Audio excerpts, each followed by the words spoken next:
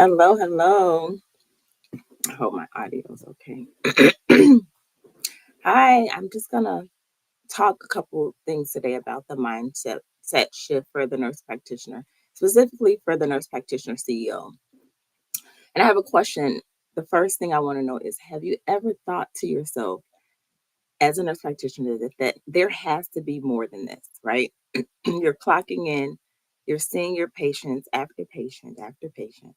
You may be charting at home, and you feel like something's missing. You love being a nurse practitioner. Yes, you're good at it. You're actually probably great at it. But lately you've been wondering if there's something bigger that you're meant to build.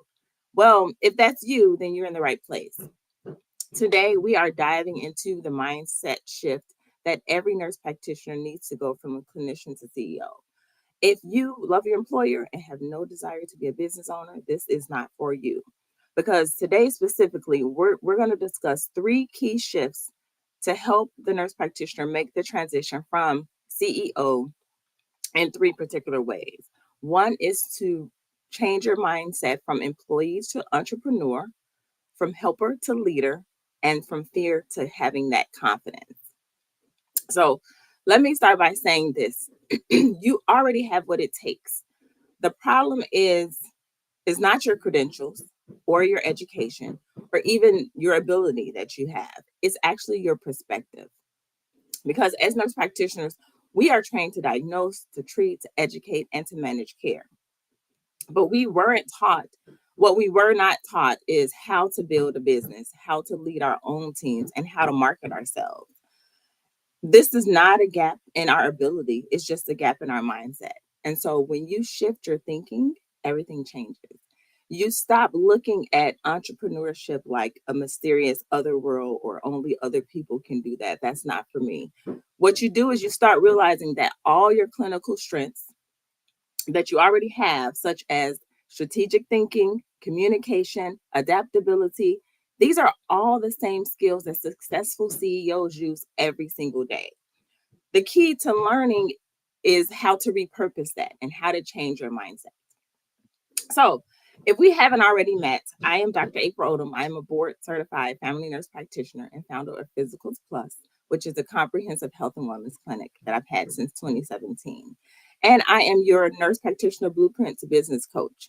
So today we're diving again into the mindset shift that changed everything for me and can change everything for you if this is where you are.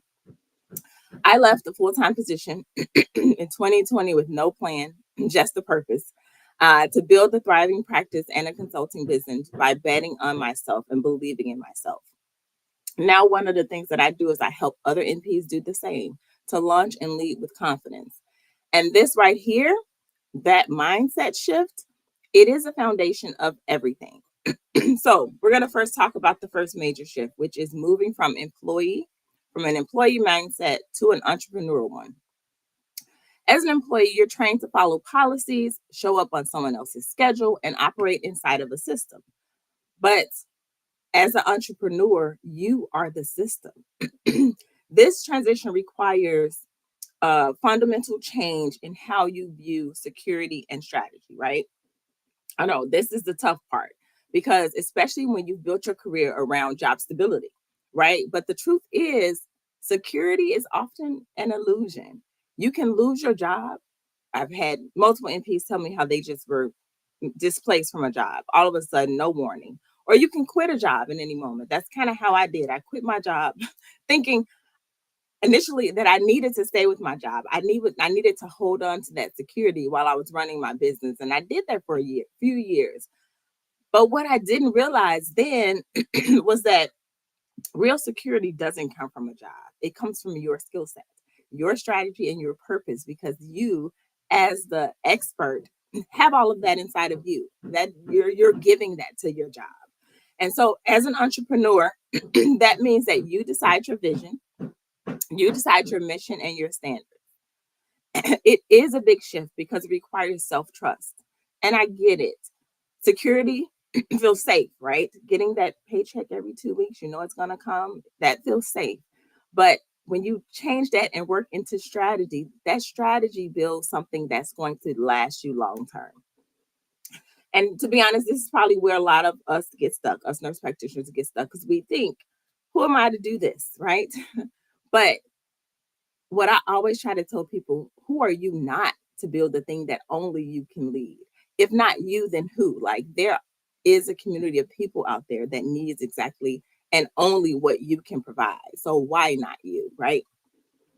So the second shift that we're going to talk about is evolving from helper to leader. So I know we became nurse practitioners because we want to help, right? We love helping people. This is what our purpose in life is, right? That's our heart of service. That's our superpower.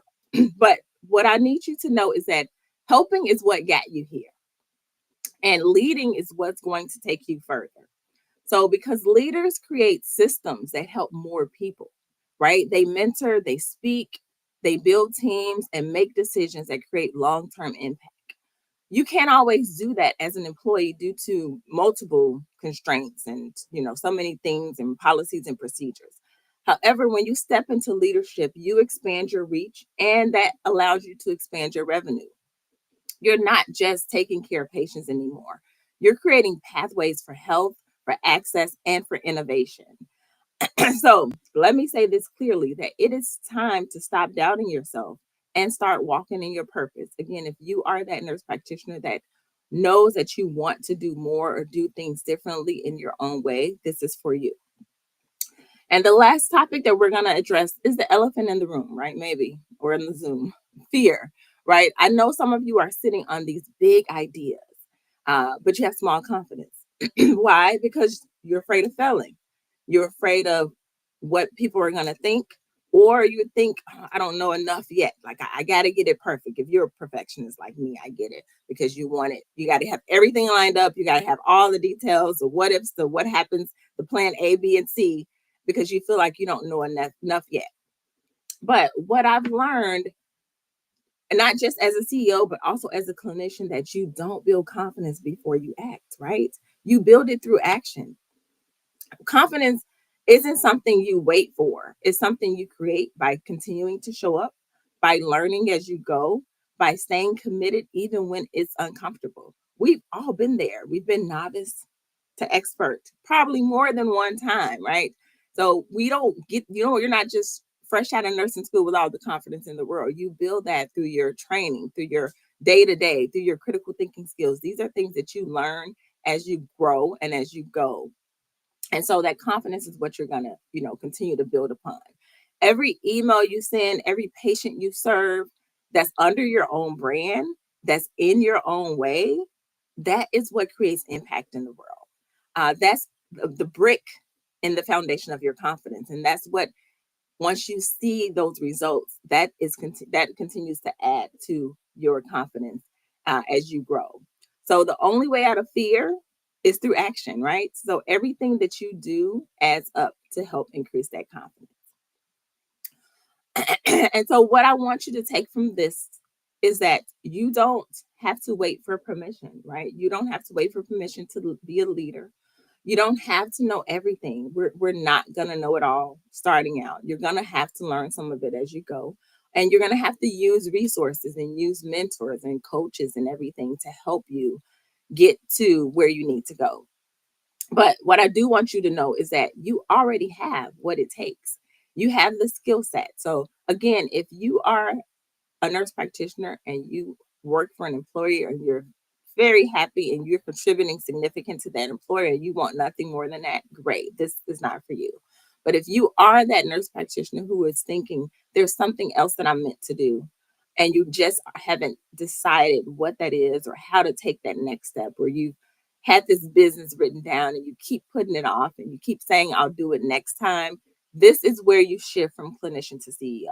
This is how you start to see yourself as something more than just a provider, just as employee. Because again, you have those sets of skills already. You just have to really walk into that purpose. And so if you're ready to build something bigger and bolder and more aligned with your purpose, believe me, you are not alone. There are lots of people out here that have done it, that are continuing to do it. There's 431,000 nurse practitioners in the United States, and there are a lot of us who are business owners. There are some people who don't need to be business owners, and that's okay. But if you are like, I need my community, we have your community. So if you had found this, which I hope you found this helpful, I hope you found this meaningful, and I hope you gave you a little bit more confidence to make that mindset shift from clinician to CEO. Go ahead and subscribe. Share this with another nurse practitioner who needs to hear this. Follow me on LinkedIn, April J. Odom, Instagram, April J. Odom, and YouTube. And I'm going to continue to give you more mindset and business tips just for you. And I will see you around.